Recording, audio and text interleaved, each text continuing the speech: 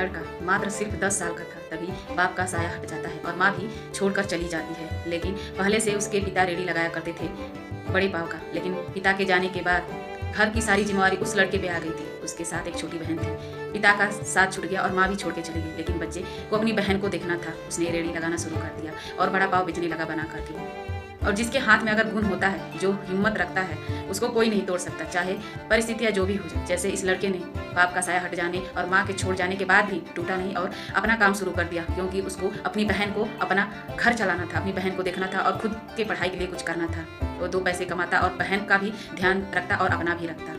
परिस्थितियों से लड़ना अगर कोई हार गया है तो इस बच्चे से सीखना चाहिए, जो मात्र 10 साल का है और पिता का साया हट गया, माँ भी छोड़ के चली गई, लेकिन इस बच्चे ने हिम्मत नहीं हारी और बड़ा पाव की रेडी लगाकर अपना गुजर बसर करने लगा और दुनिया के सामने मुस्कुराते हुए अपने काम को कर रहा है।